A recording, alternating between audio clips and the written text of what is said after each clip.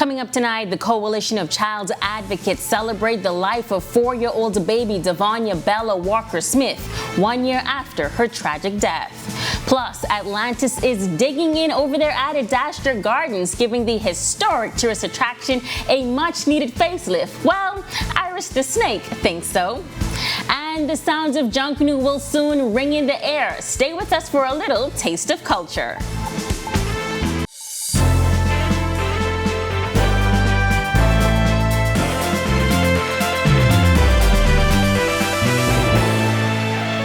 This is Our News Weekend Edition. Thank you so much for tuning in. I'm Megan Shepard. They won't rest, and neither should you. That is the message of the Coalition of Child Advocates as they celebrate the life of 4-year-old baby Devanya Bella Walker-Smith, who was tragically murdered 1 year ago. President of the Coalition of Child Advocates, Patrice Hannah Carey, calling on the government to not let up as it relates to the protection of children. We won't rest. Sexual acts and cases of incest against our children that go unaddressed daily due to systematic incompetence and overall failure to protect them. The game of catch and release that is ongoing between our police force and our judiciary, which has led many repeat offenders. Let us do our part and take the need and desire for vigilante justice off the table, per se, from within our communities. Let us work to ensure that there is a competent and effective plan put into place for restorative justice that would help to heal, structure, and develop our nation. President of Rise Bahamas, Ternille Burrows, noting that Bella's bill, which was submitted to the Office of the Attorney General and the Ministry of Social Services, seeks to amend the existing Child Protection Act and mandate that stewards of children report suspected cases of abuse. Bella's bill would ensure that immediate family members, guardians, and caregivers that are aware of child abuse report it to the Director of Social Services. Now, in doing some research with the regional arm, We Won't Rest, I realized that according to a 2019 World Health Organization's Global Health Estimate, the Bahamas has the highest homicide rate among children ages 1 to 4 years old in the Caribbean. The Bahamas has the highest rate of child murder in the Caribbean as it stands. We won't rest until the statistics change. We won't rest until Marco's law is in full effect. We won't rest until Bella's bill is passed. We won't rest until the Child Protection Act is fully realized through the establishment of a Minors Advocate Office. We have to make children and their protection a priority in this country. President of Human Rights Bahamas, Stephanie St. Lafleur, also calling on the government to do more in protecting the little darlings of the nation. The Bahamas ratified the Convention of the Rights of a Child in 1989.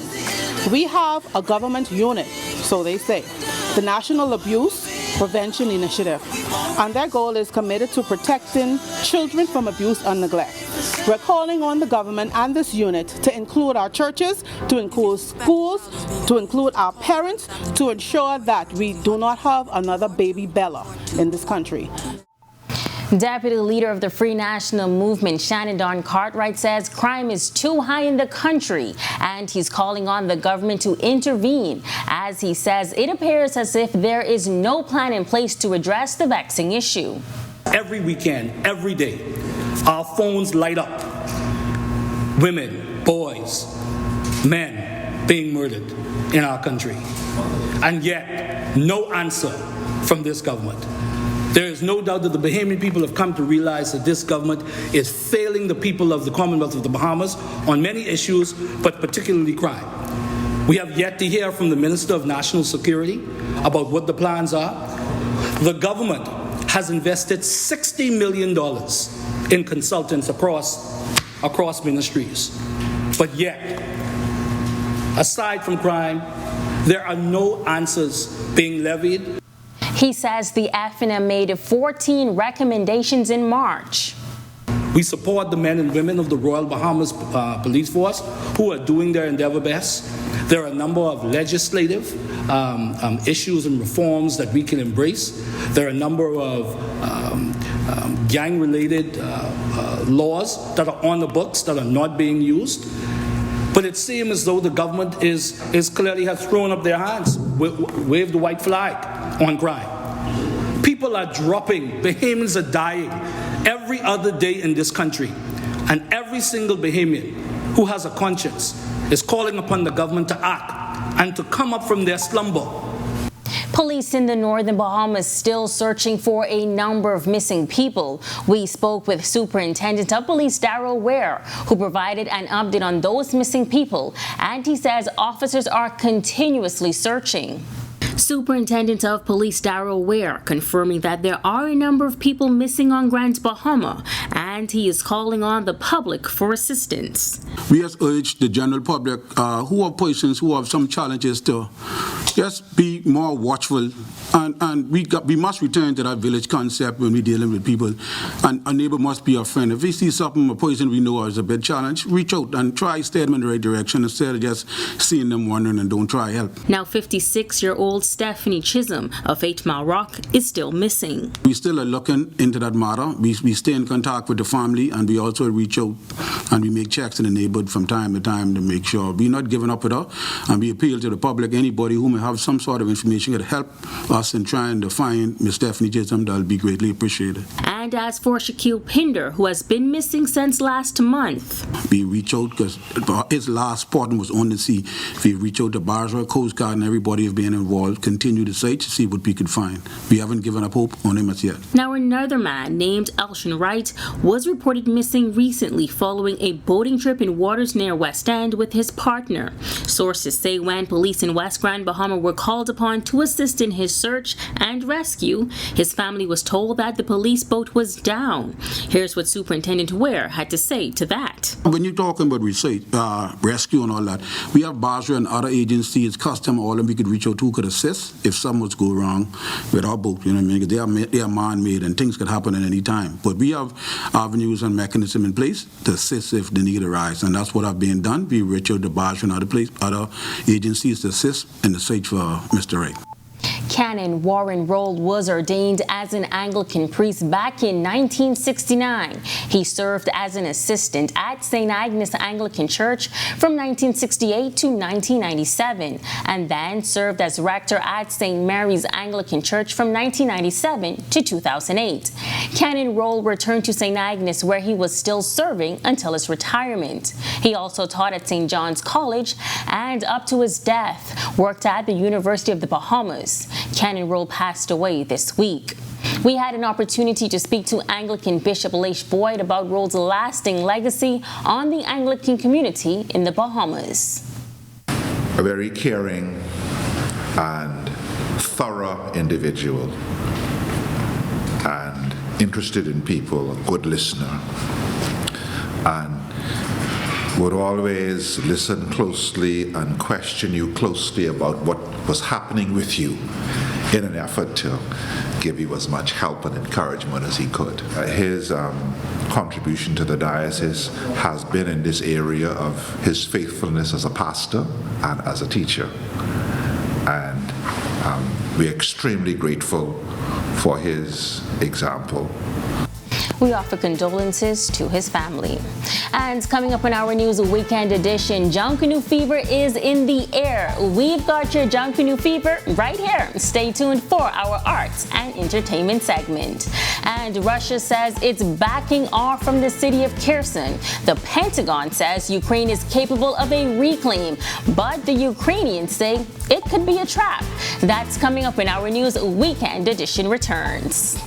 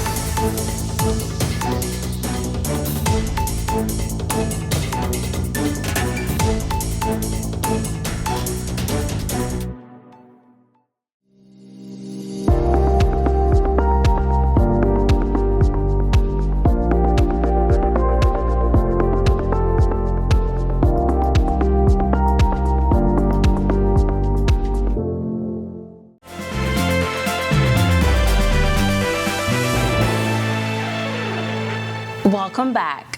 3 bright young minds are getting the opportunity of a lifetime. And get this, it's free.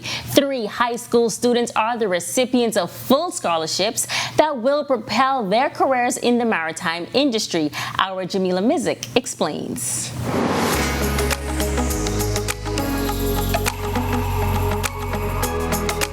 The standards of training and certification of watchkeeping is a basic level of certification when joining the maritime industry.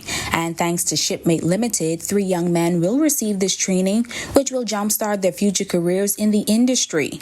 Marine Operations Manager at Shipmate Limited, Captain Sandy Campbell, says the company believes in the importance of giving young people the right opportunity. One of the things that I've always seen in the industry was the lack of young people. When I was growing up, the maritime industry was not something that I was exposed to. You don't see a captain working on a vessel, you don't see a navigator, you don't see a bosun. So we wanted to expose young people to this industry and let them see and know what goes on the water, who is actually navigating these vessels, who is working on the vessels that moves your product, your cargo from country to country. And so this is just a small part that we're playing in our community to help young people to be exposed to this industry. Director of the Falcons Boys Club, Rolle, says the 3 young men were chosen after presenting reasons on why they believe they deserve the scholarship. It's a full scholarship that they can learn the STCW program that is being offered, and we hope that this is the start of something that these young men can propel themselves even to greater in the maritime industry. Scholarship recipient Kyron Thomas shares why he's choosing to pursue a career in maritime. I know that it was something I wanted to do. Ever since growing up, I was exposed to the waters a lot and going on boats, stuff like that. And being with my father, doing that, it really made my love grew for it. And that's something I just decided to do and something I chased after. Recipients Jordan Roxbury and Keyshawn Newbold say they're grateful for the opportunity. I like marine stuff, dealing with boat ships, and I want to be able to learn further into how to manage them and be able to control them. As a young boy, I was growing up in Exuma, and I always enjoyed seeing the boats coming to the docks, leaving the docks, and going to the boats myself with my uncles. Really made me love the industry. I want to have a career inside of it. In 10 years, I see myself on one of the biggest cruise ships, taking care of it, being the top technician, working my way up the ranks, and one day reach captain status. Reporting for Our News, I'm Jamila Mizik. U.S. officials are saying Ukrainian forces can reclaim the strategic southern city of Kherson from Russian troops in what would mark a major defeat for Russia in its invasion of neighboring Ukraine. However, Ukraine forces are fearing that Russia, which said it may withdraw its troops from Kherson, is slightly setting up a trap. Here's U.S. Defense Secretary Lloyd Austin at the Pentagon giving his thoughts on the matter. Most importantly, the Ukrainians believe that they have the capability to do that. We've seen them engage in a very methodical but effective effort to take back their sovereign territory. When Our News Weekend Edition comes back from the break, a Grand Bahamian baker is preserving buns in the oven. No worries, we'll explain more in our Generation Next segment right after this break. And Atlantis is giving back. Let's have a look in on the resort's Community Service Day at Adastra Gardens. The details when Our News returns.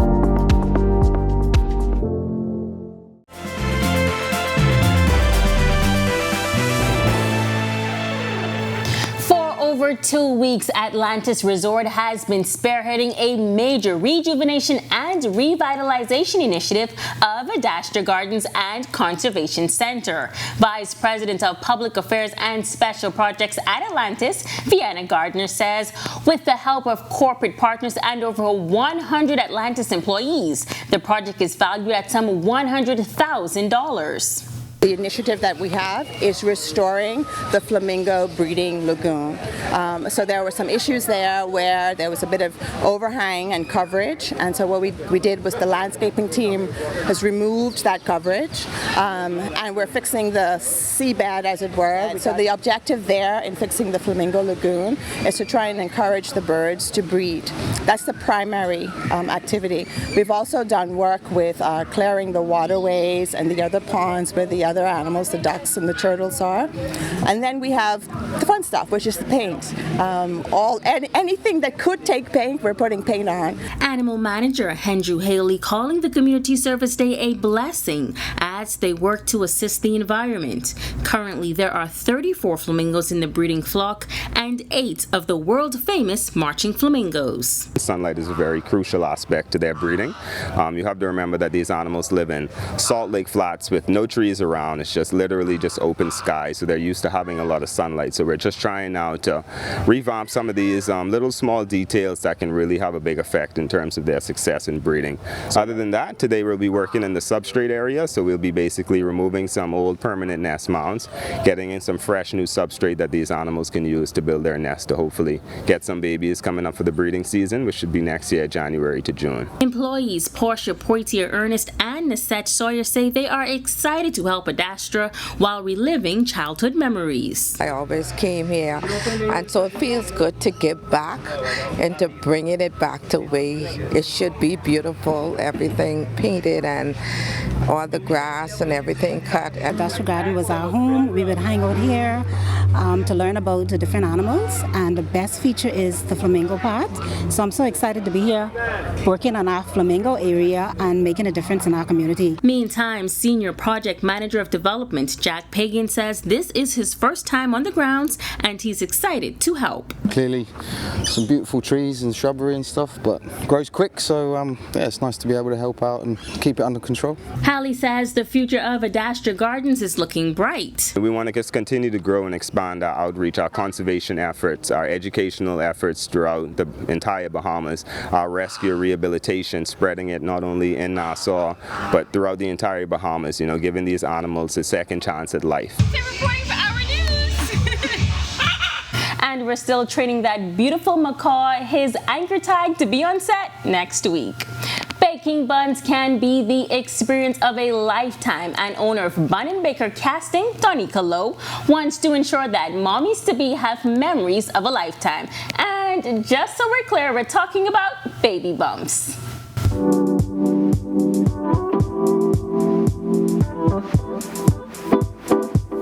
All of the materials that goes into making a pregnancy cast is non-toxic, so it won't harm the mom or the baby.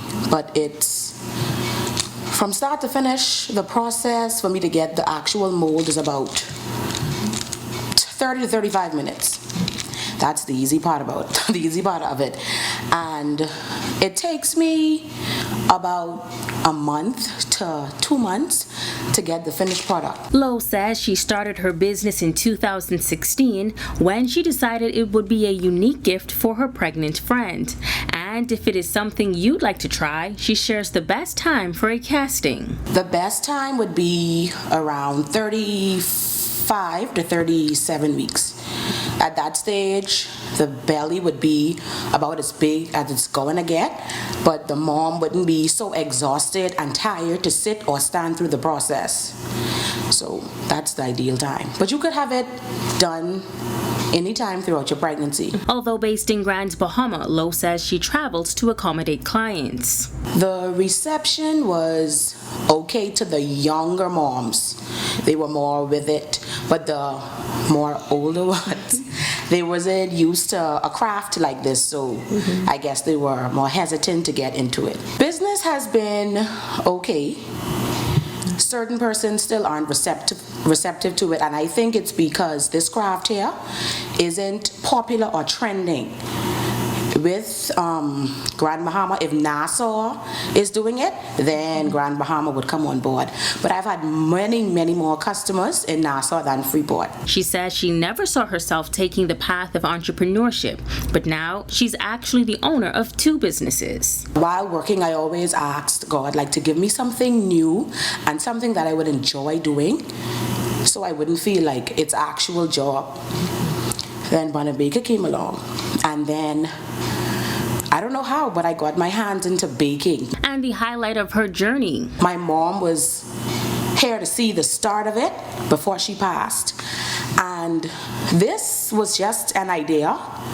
And like I said, it has taken me to places I've never thought I would have been. The pop-ups and the expos and so forth. Some of my casts have made it to family islands I've never traveled to. And I think I was able to introduce something new to my island. So I was really excited about that. Her advice to other aspiring entrepreneurs: keep God first. Your dreams were given to you for a reason, and no one would understand your vision but you. So that's why I always say it's your vision. You have to step out on confidence, and you have to have faith. You really have to trust and believe in your process. Nothing comes easy. And just on the other side of the break, the weather forecast as it helps you to plan your amazing weekend. And Junkanoo fever is in the air, and we caught it. We shared with you in our arts and entertainment segment coming up when our news weekend edition returns.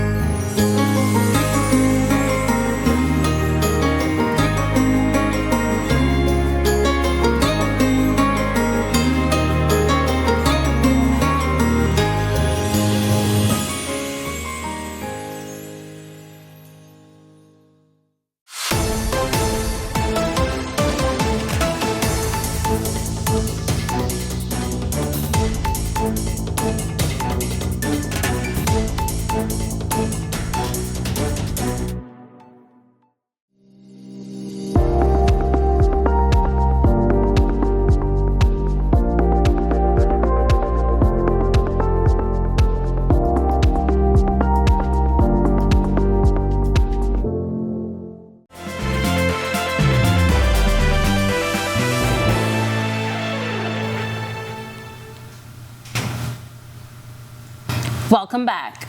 Every 5th of November, Commonwealth countries remember Guy Fawkes by burning him in effigy. Guy Fawkes, also known as Guido Fawkes, while a member of a group of provincial English Catholics attempted to blow up British Parliament and assassinate James I of England. The authorities were prompted by an anonymous letter to search Westminster Palace during the early hours of November 5th, and they found Fawkes guarding the explosive. He was questioned, tortured for days, after which he confessed to wanting to blow up the House of Lords. He was tried for treason and subsequently executed on January 3rd, 1606. Many years ago, Bahamians would gather at Fort Charlotte for the burning of Guy Fawkes every November 5th. It is now a dying tradition, with just a few families still practicing it. This image of Guy Fawkes was put together by Ronald Cartwright Jr. of Roots Junkanoo Group. Apparently, Mr. Cartwright still holds the tradition dear. The weather is definitely cooling down. Let's see what's in store for us over the next few days.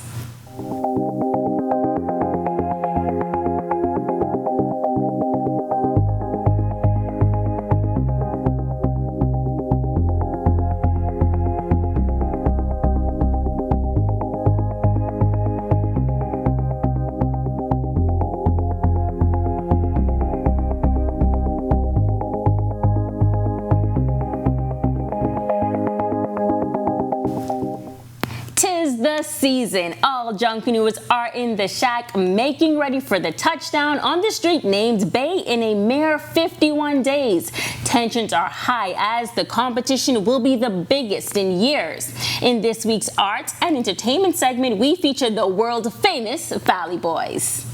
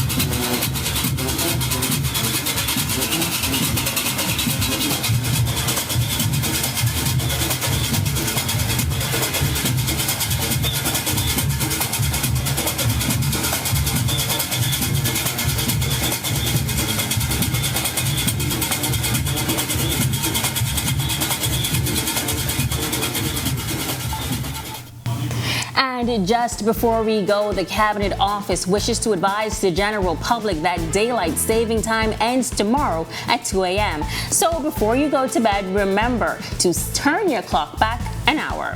And we'd like to say a special hello to one of our viewers, Vince Rolle. We thank you for your continued support and words of encouragement. And to you, our viewers at home, thank you so much for joining us for Our News Weekend Edition. On behalf of the entire team, I'm Megan Shepherd. Continue to enjoy the rest of your weekend.